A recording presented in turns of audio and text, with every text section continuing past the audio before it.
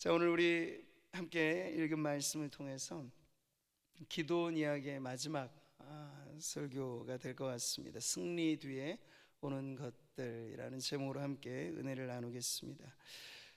우리가 일곱 편의 이 말씀들을 쭉 살펴보면서 사사시대라고 하는 암흑기, 그 안에 필요한 신앙이 어떤 신앙이라 그랬죠? 난세신앙. 그 대표적인 인물을 우리는 기도원을 통해 보았던 것이죠. 그냥 연약한 농부였습니다. 포도주 틀에서 밀을 타작하고 있던. 근데 하나님께서는 대본의 그를 큰 용사여라고 부르셨어요. 그리고 하나님의 부르심에 합당하도록 그를 만들어 가셨죠.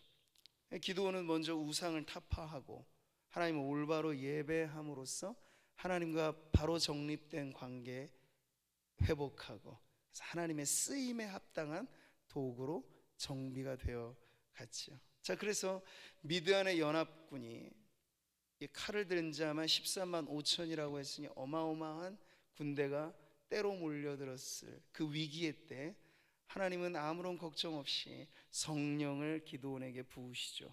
그래서 성령의 충만한 기도원이 영적인 리더십을 갖자 그가 한 번의 호령에 많은 군사들이 역시 사방에서 모여들었습니다. 근데 하나님께서는 다 계획이 있으시고 전략이 있으신 터라 그 많은 군사가 필요 없다 하시면서 딱 300명만 남겨놓으시고 다 돌려보내셨습니다. 여호와의 구원, 그것은 사람의 많고 적음에 달리지 아니하였느니라. 하나님이 이것을 보여주시려고 지금 이렇게 이끌어가고 계신 거죠. 자, 우리 지난 시간에 위대한 승리의 방식을 보았습니다. 칼과 창과 방패를 들어야 싸울 법한데 기드온의 300 용사들은 뭘 들고 있었죠? 나팔과 항아리와 횃불을 들고 있었어요. 이건 세상의 전쟁 방식과는 다르다고 하는 걸 그 자체로 보여주는 겁니다. 이것은 일종의 출격 신호고, 그리고 여호와를 위하라, 여호와의 칼이라, 기드온의 칼이라, 선포적인 하나의 퍼포먼스였습니다. 자, 그랬을 때 여러분, 진정 적진에 출격한 이는 누구였습니까? 용사 대신 하나님이셨죠. 하나님께서 그 미디안의 적진을 회파하신 거예요. 자기들끼리 싸우고 혼비백산해서 도망가 버리는 엄청난 승리의 현장을 하나님께서는 칼과 창과 방패가 아닌 나팔과 항아리와 횃불이라고 하는 기상천외한 하나님의 전략에 맞춘 기드온의 전술에 따라서 이 승리를 이루어 가셨습니다. 세상의 이 병법과는 다른 이 승리의 방식을 통해서 하나님께서는 당신의 사용하시는 승리의 방법을 우리들에게 가르쳐 주신 거죠. 자, 하나님은 자기가 강한 사람을 좋아하진 않으세요. 자기가 센 사람을 통해서 하나님께서는 큰 역사를 잘 이루시진 않아요. 적어도 하나님 나라에서만큼은 그렇죠. 이는 내 능력이 약한 데서 온전하여 짐이라. 불변의 법칙입니다. 그래서 사도 바울마저도 하나님께서는 육체의 가시를 허용하실 정도로, 왜요? 약해야 쓰임받을 수 있기 때문에. 이게 하나님 나라의 법칙이에요. 높으면 안 돼요. 낮아야 쓰임받을 수 있어요. 세면 안 돼요. 부드러워야 쓰임받을 수 있어요. 기드온이나 그의 군대는 바로 이 전쟁 겸 그 훈련의 자리에서 이것을 배워갈 수 있었던 거죠. 오늘은 이제 이 모든 승리의 과정들을 이제 지나가 마지막 해피엔딩에 이르는 우리가 전에 봤던 것이 마치 결정적인 승리의 신호탄이었다면, D-Day였다면, 오늘 말씀에서 이제 빅토리데이라 하는 V-Day, 완전한 승리의 이 마침표가 찍혀지는 내용을 통해서 이제 기드온 스토리가 우리에게 알려주는 그 마지막 메시지를 함께 나누려고 하는 것입니다. 첫 번째, 승리 뒤에 오는 것들이 무엇일까 했더니 다툼이라고 하는 것이 일어났습니다.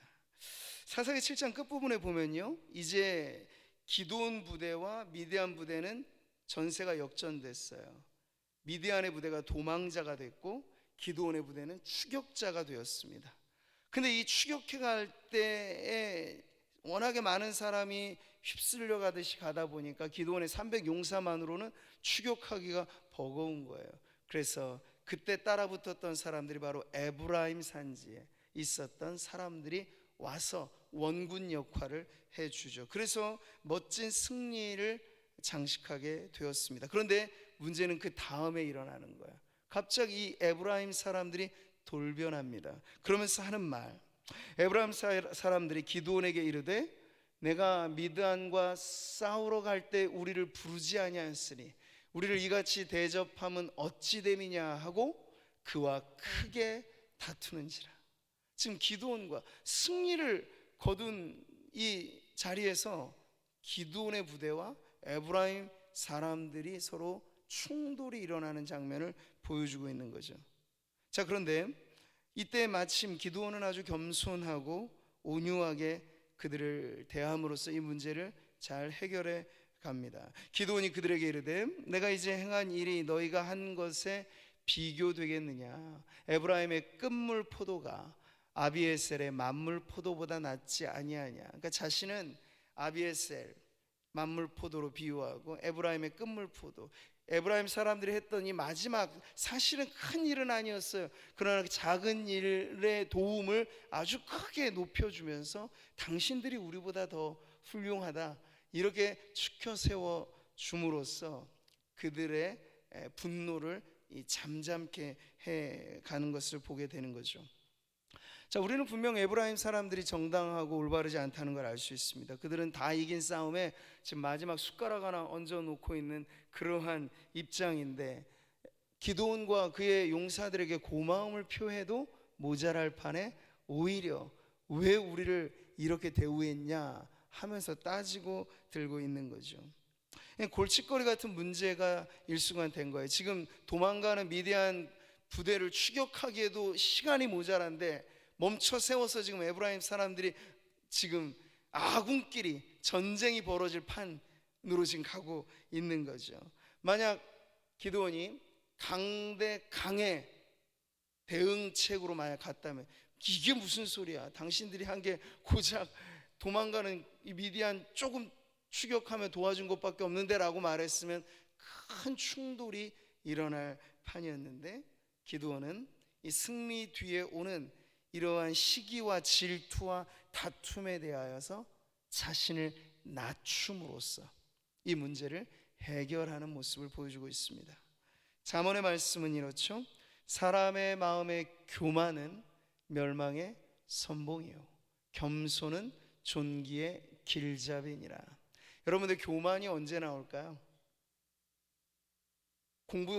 공부를 잘하거나 출세하거나 성공한 사람이 교만해질 가능성이 있을까? 아니면은 그만 못하고 실패하고 막 힘들어하는 사람들이 교만해질 가능성이 있을까? 그건 물론 전자일 겁니다. 그러니까 큰 승리 이후에는요 너나 할 것 없이 자신의 공적을 막 만들어내느라 애를 쓰는 거죠. 위대한 승리의 순간이 지날 때 사람들의 마음은 교만해질 위험에 처하게 되는 겁니다. 이렇게 자기를 높이는 사람들이 서로 모이면 아군도 적군이 돼버리는 거예요. 서로 티격태격하면서 완전히 뒤집어지는 그런 문제가 바로 승리 이후에 오는 이 문제라고 하는 거죠. 자, 에브라임 사람들 미드안의 전쟁에서 큰 용사로 쓰임받은 기드온과 300용사에 대하여 일종의 질투심을 지금 갖고 있는 겁니다. 근데 여러분, 지금 앞서서는 저는 교만을 하나의 우월감 정도로만 표현을 했습니다만 이 열등감이라고 하는 것도 사실 교만의 한 뱃속에서 나온 우월감과 열등감 모두가 다 교만이라고 하는 뱃속에서 나온 자식들임에는 틀리지 않아요. 자, 그렇기 때문에 기드온은 우월감이라고 하는 교만, 그리고 에브라임 사람들은 지나치리만큼 열등감을 표현하는 또 하나의 교만, 이것이 부딪혀서 충돌이 일어나는 그런 상황에 지금 기드온은 이 문제를 겸손하게 상대를 인정해주고 상대를 존중해주고 높여줌으로써 지혜롭게 잘 해결하는 모습을 보여주고 있는 겁니다. 이게 바로 승리 뒤에 오는 첫 번째 문제이고 그것을 해결하는 모습이라는 거죠. 자, 두 번째, 승리 뒤에 무엇이 오는가? 여러 많은 유혹이 뒤따르는 걸 보게 됩니다.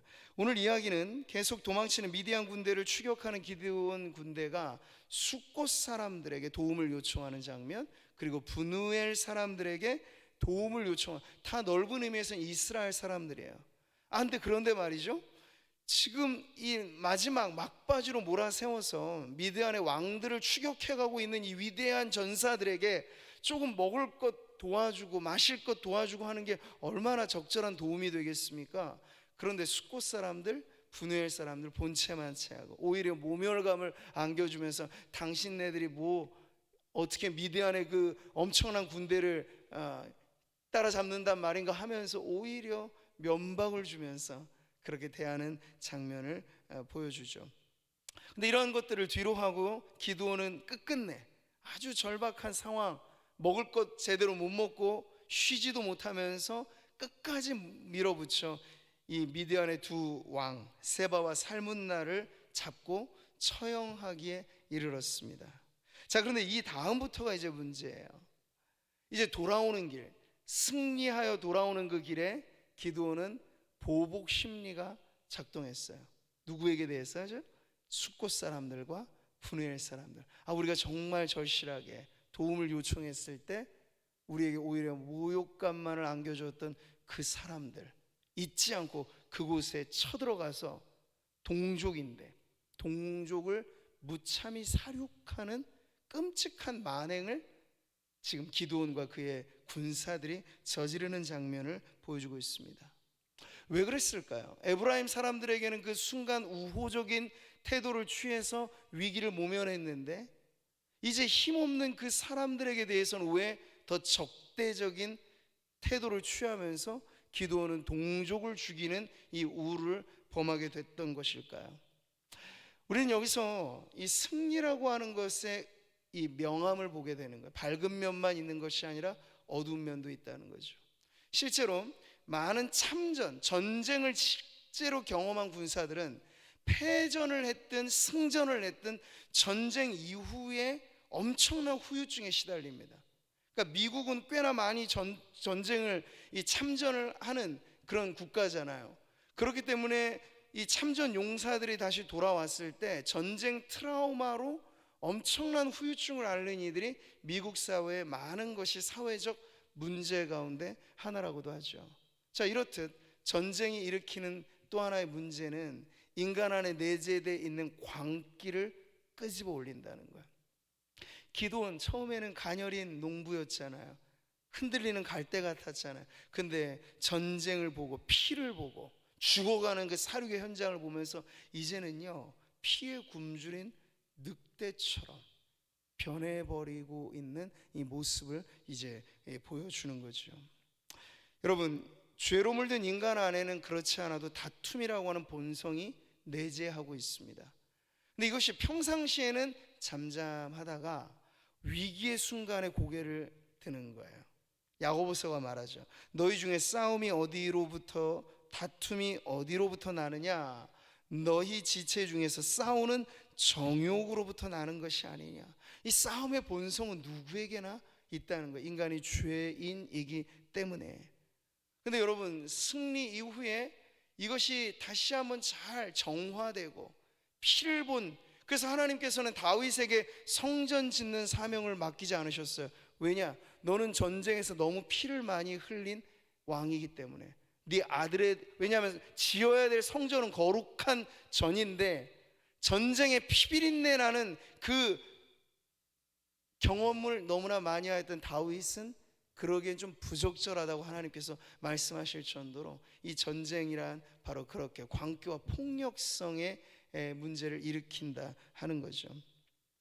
자, 근데 그보다 더 큰 유혹은 그 뒤에 나옵니다. 오늘 우리가 읽은 22절이 바로 그 대목인데요. 같이 한번 한 목소리로 읽겠습니다. 시작.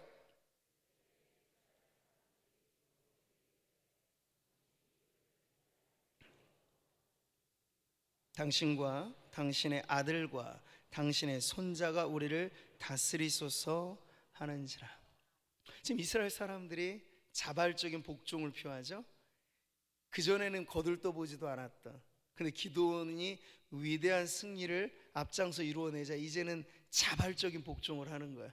그러면서 기드온에게만이 아니라 당신 아들, 당신의 손자 대대로 우리를 다스리소서. 노골적으로 왕권을 얘기하진 않으나, 지금 사사시대니까요. 그러나 다스린다라고 하는 것, 이방의 나라들의 통치의 방식을 지금 모방하는 것입니다. 당신이 우리의 왕이 돼 주십시오, 이런 지금 요청을 이스라엘 사람들이 하고 있는 거죠. 여러분, 지금 승리 후에 이 양상이 점점 이상한 방향으로 가는 걸 우리는 보는 겁니다. 300명의 용사로 이룬 승리는 그들의 공적이 아니었던 거잖아요. 처음부터 그랬잖아요. 이건 하나님께서 진두지휘하시고 하나님이 앞장서셨던 여호와의 전쟁이었습니다. 그러니까 마땅히 높임을 받으실 이도 하나님, 그리고 그 승리 이후에 자발적인 복종도 누구 앞에 해야 됩니까? 하나님 앞에. 근데 이들은 역시나 보이지 않는 하나님보다 보이는 사람이 더 빠르다 생각해서 지금 기드온 앞에 엎드리고 있는 거죠. 왕으로 하나님이 다스리셔야 할 자리에 사람을 세우고 기드온을 그렇게 그들의 왕으로 세워가는 이 이스라엘 민족 역시도 승리 이후에 서서는, 선택해서는 안 될 이 선택의 유혹을 지금 받고 있는 거예요. 근데 흔들렸던 건 이들만이 아니고 겉으로는 드러나지 않지만 지금 기드온의 내면도 점점 광기와 폭력성이 그 안에 일어나면서 군림하고자 하는, 다스리고자 하는 그런 욕망이 지금 기드온 안에 스물스물 올라오고 있는 걸 보게 됩니다. 어디서 그것을 알 수 있냐면요, 기드온이 말이죠, 내가 왕이 될 거야 이렇게 노골적으로 말하진 않지만 그가 죽였던 이 두 미디안의 왕들의 왕의 상징물을 그가 탈취해요. In my pocket 해요. 이거 내가 갖겠다 하죠. 이 당시 왕들의 상징물이었던 낙타의 장식을 그가 자신의 것으로 취하고, 어디 그뿐입니까? 우리를 다스려 주십시오라는 말에 있어서는 그래도 제법 기드온이 믿음의 답은 하였어요. 이렇게 그들에게 이르되 내가 너희를 다스리지 아니하겠고 나의 아들도 너희를 다스리지 아니할 것이요 여호와께서 너희를 다스리시리라. 제대로 정답은 말했죠. 그런데 여러분, 그 이후에 취한 행동은 그의 말과는 다른 속내가 담겨져 있어요. 뭡니까? 금부치를 가져달라고요. 여러분이 탈취한 것들 중에 금부치를 내게 주십시오. 그러면서 또 달라고 하는 건 왕복을 달라고요.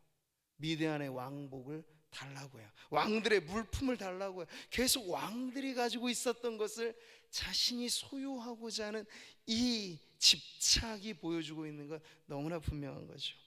그 역시도 왕이 되고자 하는, 하나님 대신에 이스라엘을 그가 왕으로 군림하고자 하는 그러한 욕망이 지금 일어나고 있는 거죠. 여기까지가 다 지금 이스라엘 그리고 기드온 안에 일어난 승리 이후에 받았던 유혹인데, 이 모든 것의 결정타는 바로 이것이었습니다.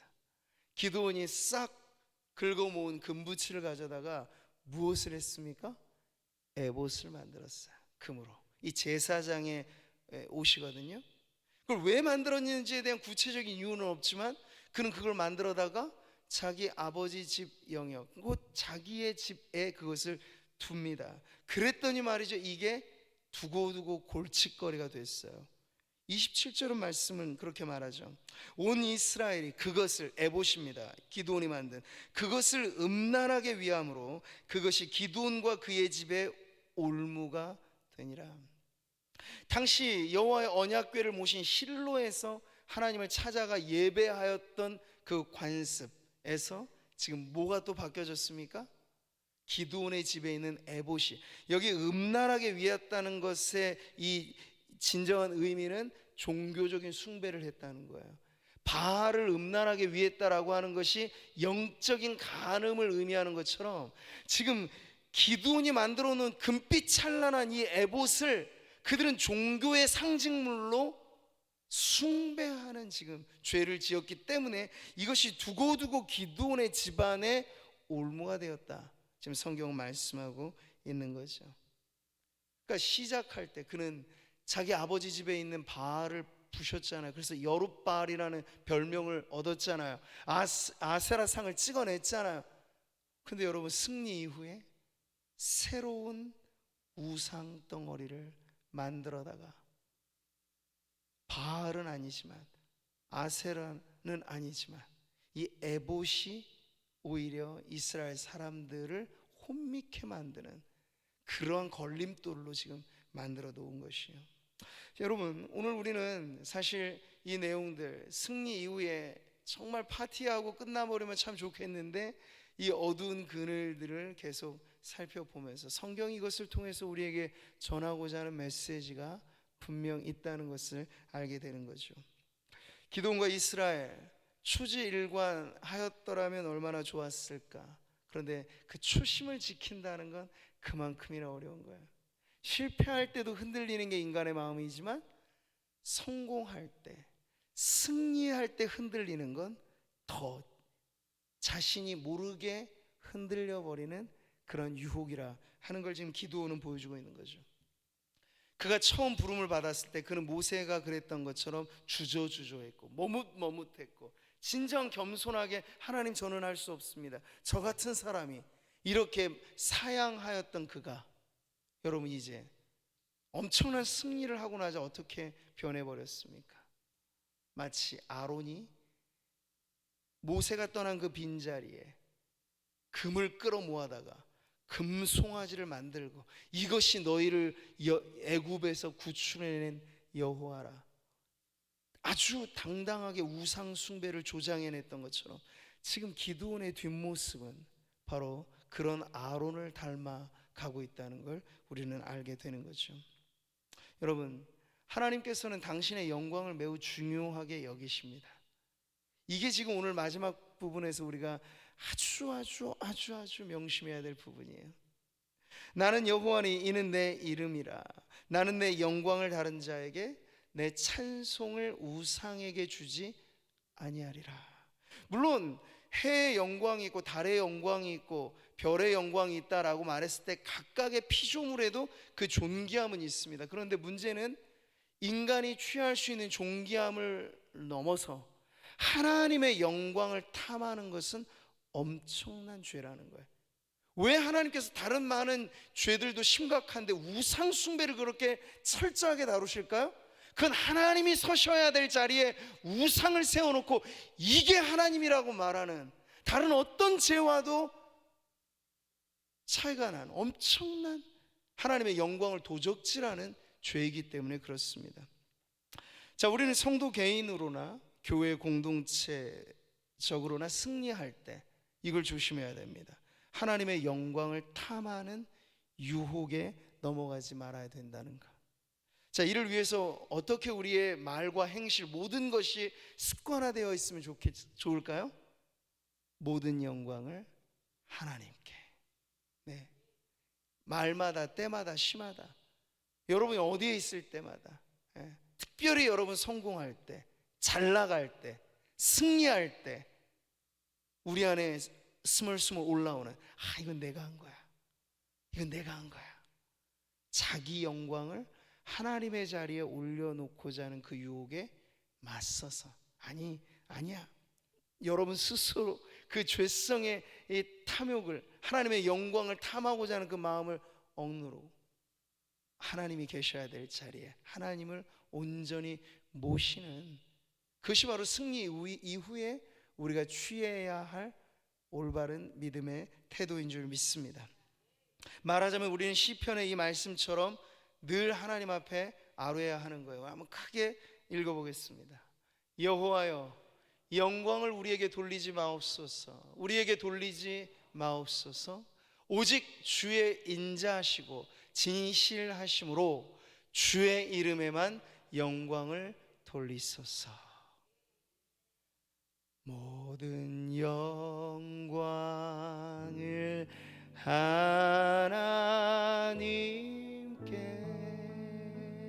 모든 영광을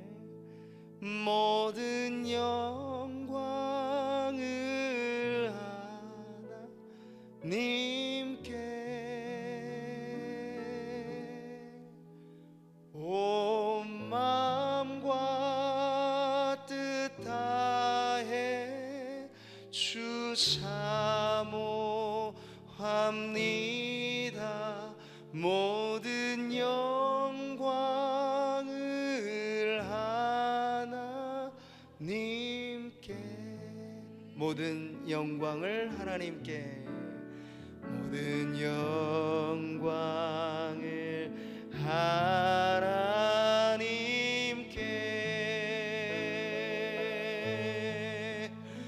모든 영광을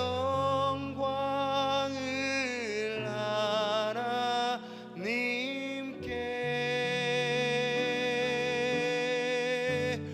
온 마음과 뜻 다해 주 사모합니다. 모든 영광을 하나님께.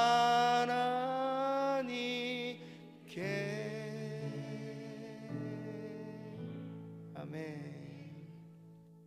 예수님 잘 믿는 연예인들이 연말에 시상식 때 그래도 용기 있는 거잖아요. 뭐 시상식 때만 그러라는 건 아니지만 정말 멋진 트로피 거머쥐는 그 순간에 첫 마디가 뭐가 나오냐가 그 사람의 신앙을 사실 보여주는 거예요. 그때 말이죠, 이 모든 영광을 하나님께 드립니다.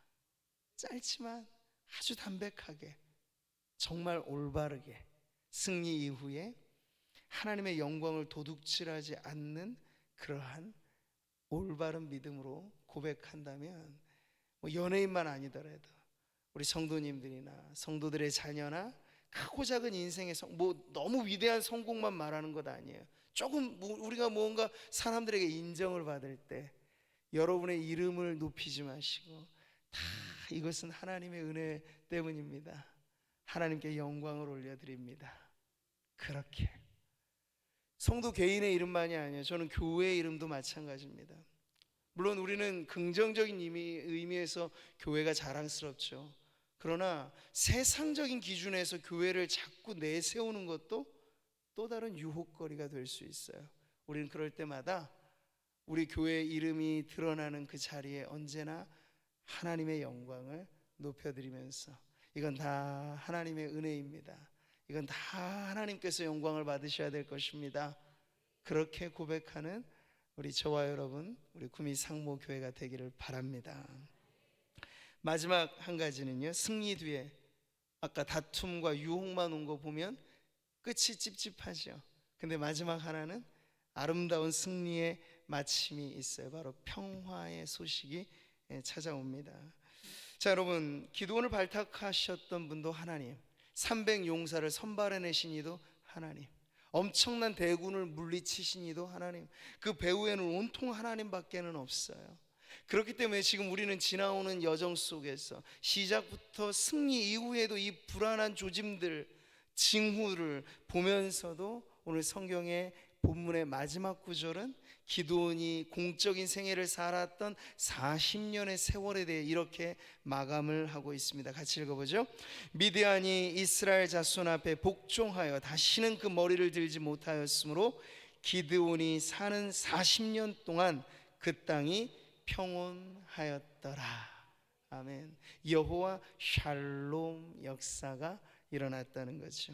사사기는 사실 이런 것의 반복이에요. 회복되고 평화를 누리다가 다시 그 정점에서 곤두박질 치고 하나님 앞에 악행을 저지르고 우상 숭배를 하고 압제를 당하고 또 죽겠다 아우성치며 하나님 앞에 떼쓰도 또 매달리고 하나님께서 불쌍히 여기시, 이런 반복이 계속 나오는데, 그럼에도 불구하고 하나님께서 질리시지도 않나 싶어요.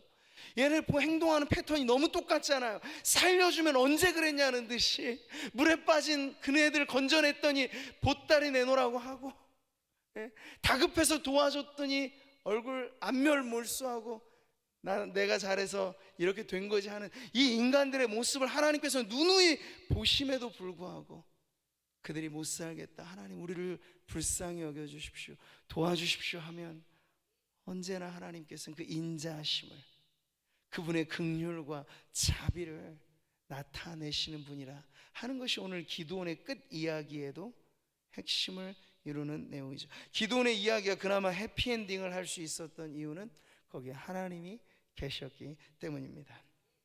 처음 하나님을 극적으로 만났던 자리에 기드온은 제단을 쌓았습니다. 이름하여 여호와 샬롬의 제단을 쌓았죠. 하나님은 평강이시라, 하나님이 우리에게 평화를 주십니다 라는 이 믿음의 선언 이후 기드온은 많은 우여곡절 끝에 살아갔습니다. 그리고 한 생이 지나 이제 기드온도 역사의 무대에 사라져버리는 인물이 되어버렸습니다. 그런데 하나님은 어떠셨던가요?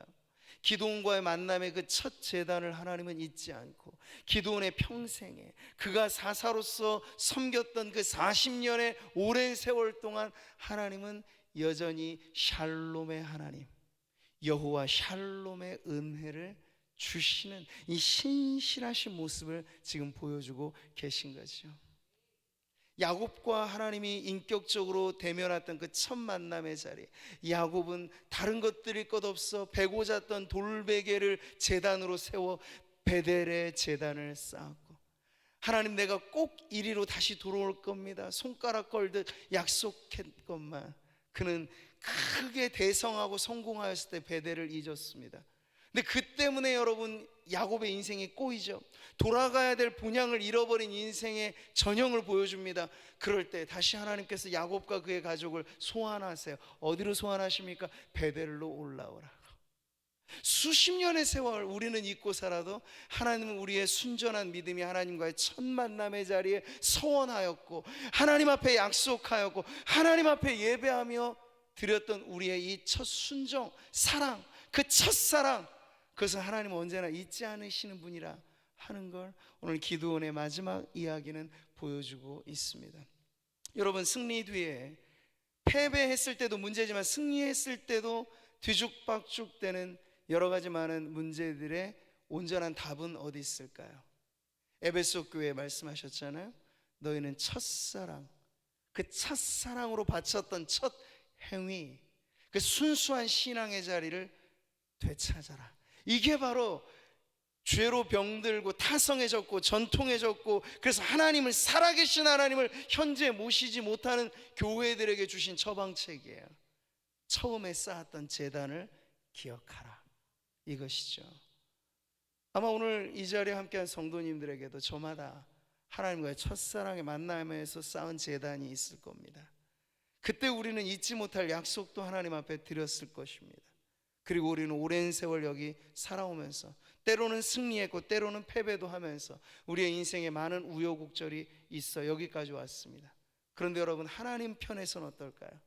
언제나 하나님, 우리가 최고로 하나님 앞에 가난하였던 때, 우리의 마음이 최고로 하나님을 사랑하였을 때 뜨겁게 바로 그때 바쳤던 그 제단을 하나님은 잊지 않으세요.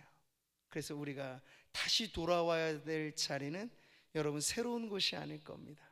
우리가 주님을 만났던 그 자리, 하나님과 나 사이에 쌓아졌던 그 아름다운 제단, 그 예배, 그 자리로 우리가 돌아올 때 비로소 우리의 인생에도 평화는 하나님의 은혜로 여전히 우리 가운데 함께하는 축복이 되는 줄 믿습니다.